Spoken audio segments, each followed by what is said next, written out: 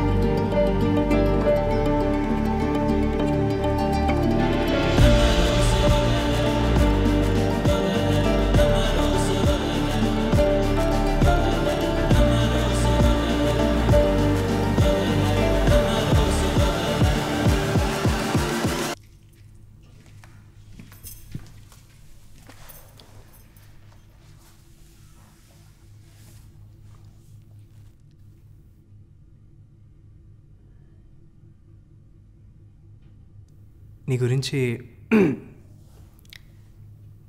గురించి అనుకున్నవన్నీ ఒక లేఖలో రాసి పంపిద్దాం అనుకున్నాను. కానీ నీ ఆచూకీ నాకు తెలీదు. నీ ఆచూకీ తెలిసిన తర్వాత ఆ లేఖతో పని లేకుండా పోయింది. కానీ అవన్నీ నా మదిలో తిరుగుతూ ఓ పాటలా మారాయి. పాడి వినిపిస్తాను.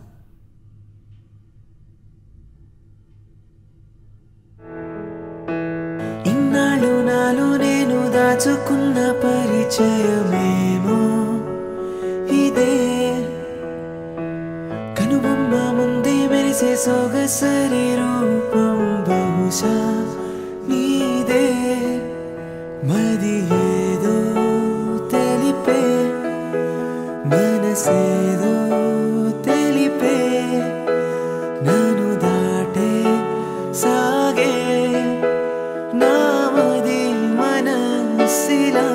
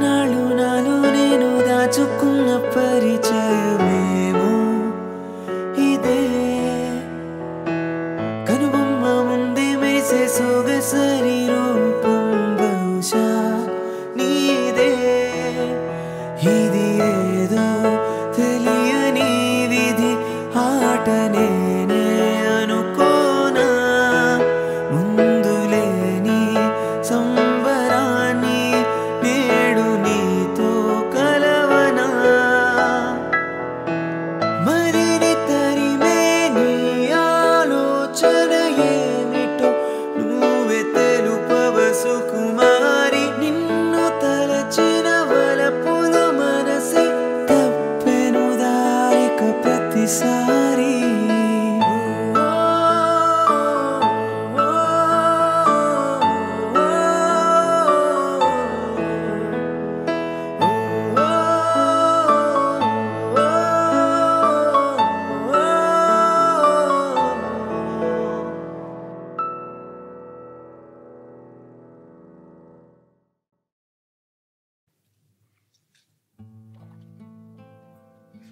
ఊహించుకున్నట్టే ఉన్నానా?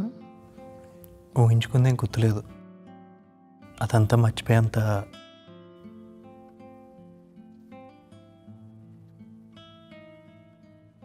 పాట చాలా బాగుంది. నువ్వే రాసావా? నా గురించేగా. ఇంకెప్పుడైనా ఇలా ఎవరికైనా రాసావా? ఎవరికైనా అంటే కాలేజ్ జస్ట్ టైంపాస్కి. ఎవరికి?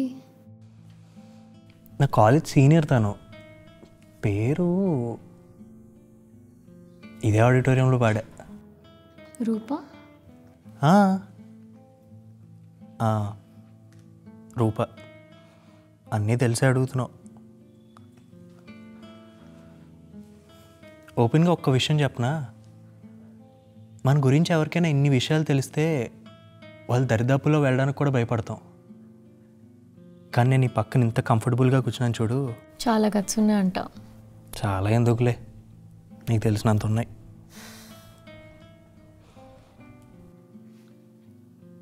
ఇవన్నీ నాకెలా తెలుసనే కదా.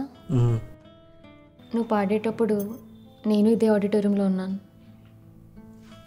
అక్కడ కూర్చున్నా. I'm a junior. ఆహా, ఇప్పుడు కంప్లీట్ పిక్చర్ వచ్చిందా? అదే రోజు నిన్ను చాలామంది కమెంట్ కూడా చేశారు కదా. But I'm impressed. ఇది చాలా దారుణం అబ్బా. ఏది? నేను ఎవరి గురించో పాట పాడితే నువ్వు ఇంప్రెస్ అవ్వడం. తనకి బాయ్ ఫ్రెండ్ ఉన్నాడని తెలిసినా తను ఇంప్రెస్ చేయడానికి నువ్వు పాట పాడావు. వేరే వాళ్ళ కోసం పాట పాడుతున్నా నా కోసమే పాడాడని నేను ఇంప్రెస్ అయ్యాను. మ్యాచ్ అవుతుంది కదా.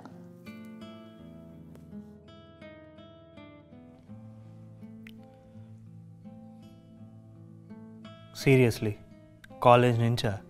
ఒకసారైనా కలవాల్సింది. కాలేజ్లో అంతా నీ వెనకాలే తిరిగేదాన్ని.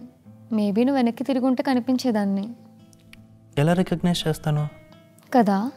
నేనెవరో తెలియకుండా నీ ముందుకు ఎలా రాగలను? వచ్చి మాట్లాడుంటే.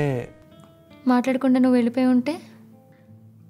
కాలేజ్లో ఉన్న అన్ని రోజులు నువ్వు ఎక్కడున్నావు వెతుక్కోవడం తప్ప నీతో మాట్లాడాలి, నేనెవరో నీకు తెలియాలి అన్న థాట్స్ కొంచెం తక్కువే ఉండేవి. నీ ఇంజనీరింగ్ కంప్లీట్ అయిపోయి వెళ్ళిపోయిన తర్వాత స్టార్ట్ అయింది అనుకుంటా ఒకసారైనా మాట్లాడాల్సింది.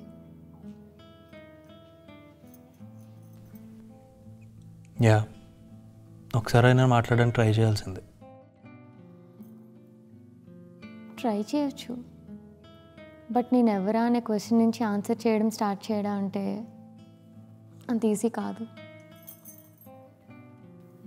డెస్టినేషన్ రీచ్ అయ్యాక మైల్ స్టోన్స్ గురించి ఎవరు మాట్లాడుకోరు, కానీ మన జర్నీలో కౌంట్ చేసుకునేవి అవే కదా.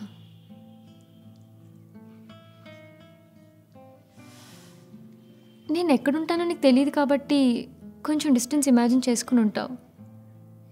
ట్రస్ట్ మీ, నువ్వు ఎక్కడుంటావో తెలిసినా సరే అంతకన్నా ఎక్కువ డిస్టెన్స్ ఉండేది మన ఇద్దరి మధ్య అన్న ఫీలింగ్. టు బీ ఫ్రాంక్, నీ మీద నాకు ఒక ఫీలింగ్ క్రియేట్ అయిన తర్వాత. ఎలాంటి ఫీలింగ్? చెప్తాను. ఒక ఫీలింగ్ క్రియేట్ అయిన తర్వాత I couldn't stop my self from meeting you. Maybe నాకు నీ అంత పేషెన్స్ లేదనుకుంటా. Patience, yeah, but more than that నేను ఎక్కువ ఇమాజినేషన్లో ఉండడానికి ప్రిఫర్ చేస్తాను. రైట్ ఫ్రమ్ మై చైల్డ్హుడ్ అంతే.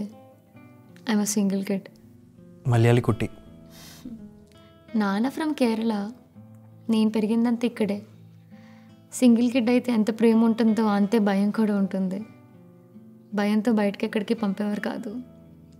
ప్రేమతో ఏం కావాలో కొనిచ్చి ఇంట్లోనే ఆడుకోమనేవారు. సో అన్ని గేమ్స్ నాతో నేనే ఆడుకునేదాన్ని. Chess, carroms.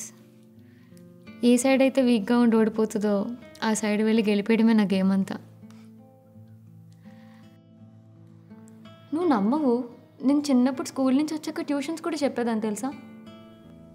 ఎవరికి? మా ఇంట్లో ఉండే చెట్లకి. ఆ? వాటిలో కొన్ని బాగా చదువుకునే చెట్లు కూడా ఉంటాయి. ఈ విషయం కానీ మా నాన్నకి తెలిస్తే నా బదులు వాటిని పెంచుకోవడమే బెటర్ అని ఫీల్ అవుతారు. మరి ఇంట్రడ్యూస్ చేద్దాం అయితే. అంత పని చేయకమ్మా, నన్ను పాతేస్తారు.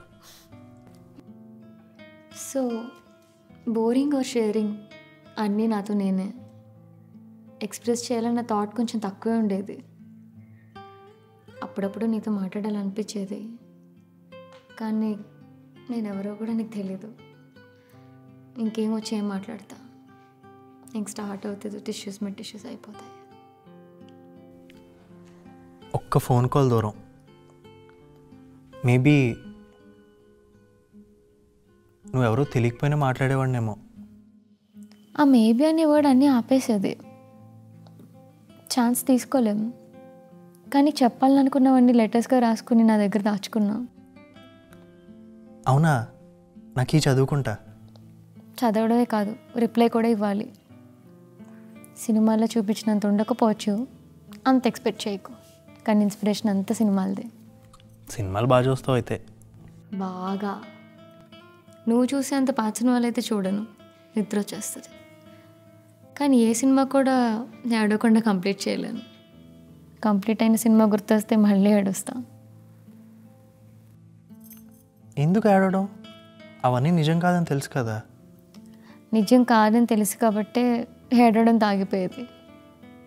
నిజమని తెలిస్తే ఇంకేమవుతుందో. ఇంత ఎమోషనల్ పర్సన్ హ్యాండిల్ చేయగలనా లేదని ఆలోచిస్తున్నావా? ఎలా హ్యాండిల్ చేయాలని ఆలోచిస్తున్నాను.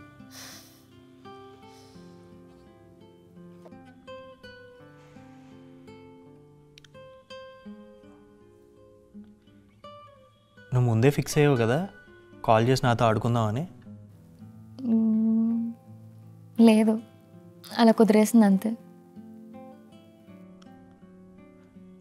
ఒకవేళ నువ్వు ఇచ్చిన టైం ఫ్రేమ్లో నేను కానీ నేను కనిపెట్టలేకపోయి ఉంటే? కనిపెడతామని అయితే అసలు ఎక్స్పెక్ట్ చేయలేదు. కానీ ఇనీషియల్గా నేను ఎవరాని వెతికేటప్పుడు నీకు కనపడకుండా తిరిగేదాన్ని. కానీ ఫైనల్గా నన్ను కలవడానికి వెతికావు. నేను అప్పుడే డిసైడ్ అయిపోయాను నేను కలుద్దామని.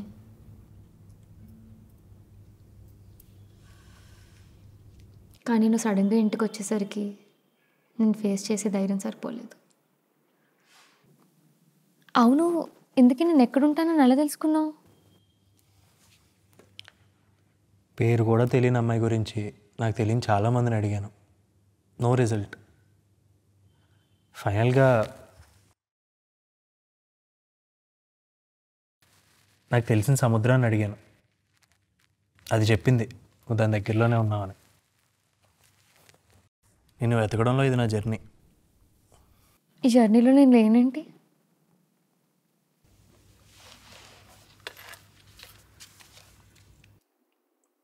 ఇదంతా నీ గురించే కదా.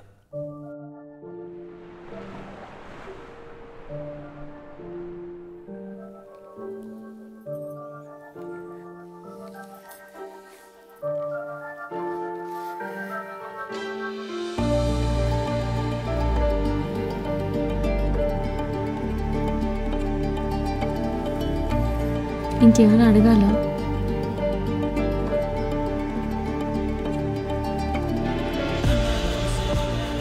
అవును, నీ పేరేంటి?